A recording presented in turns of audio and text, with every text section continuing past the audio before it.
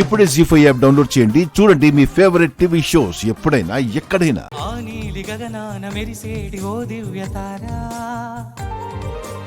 ఎన్నెన్ని జన్మాలు వేచాను నే నిన్ను చేరా.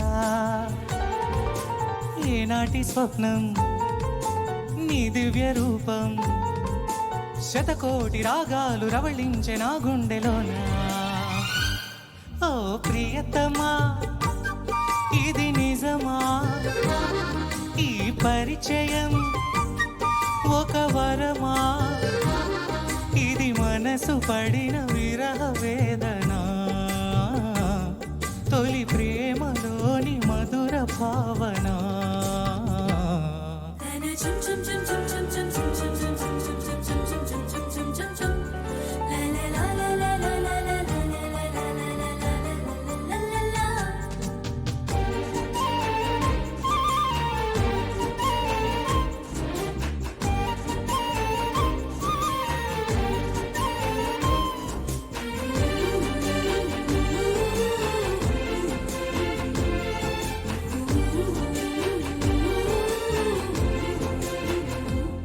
మామయ్య గారికి ఏమైనా డౌట్స్ ఉన్నాయా ఏంటి?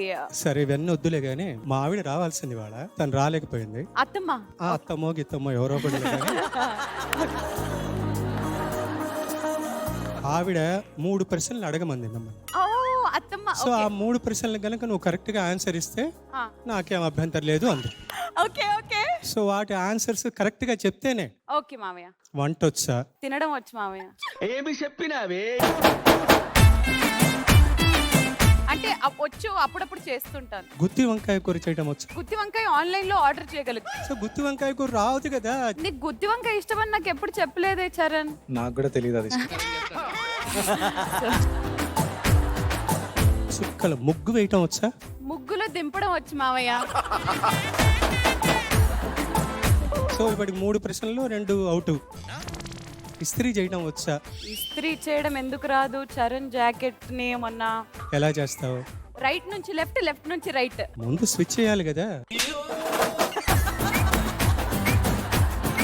మా ఆవిడ అడిగిన ప్రశ్నలకి సరిగ్గా సమాధానం చెప్పలేదు కాబట్టి ఇంకా నీ ఇష్టం, మా వాడి ఇష్టం. మీరు అడిగినవన్నీ వినాలే వరకు నేర్చుకుంటాను. అప్పుడు ఒప్పుకుంటారా? థ్యాంక్ యూ మావయ్య. ఎలా అనిపించిందమ్మా పాట? చరణ్ చాలా బాగుపడాడు. ఎక్స్ప్రెషన్స్ ఎంత బాగున్నాయో. Very nice.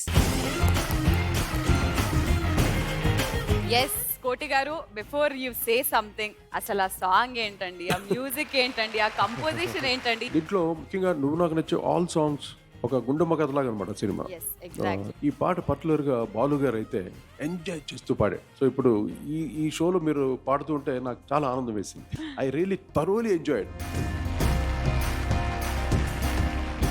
On this note చెప్పాలి, మేము సెమీఫైనల్స్ వరకు వచ్చేసాము. ఇంకా ఒక్క ఎపిసోడ్ మాత్రమే ఉంది. But such a great legendary composer you are. డికేట్స్ కొద్ది మా అందరినీ ఎంటర్టైన్ చేస్తూ ఫ్రెష్ మ్యూజిక్ ఇస్తూనే వచ్చారు. అండ్ అలాంటి వ్యక్తితో మేము ఇలా స్టేజ్ షేర్ చేసుకోవడం మామూలు విషయం కాదు.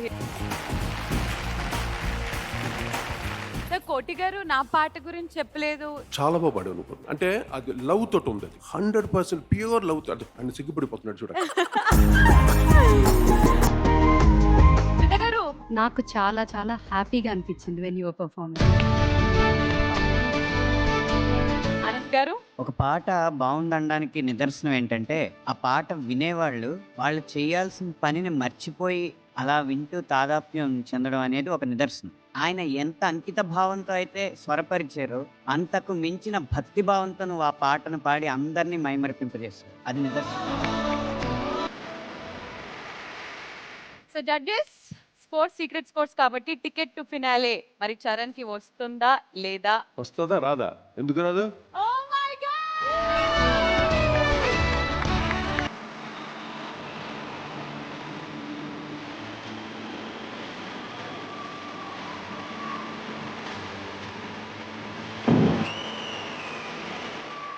జీ5 యాప్ డౌన్లోడ్ చేసి అన్ని ఎపిసోడ్స్ పూర్తి ఉచితంగా చూడండి.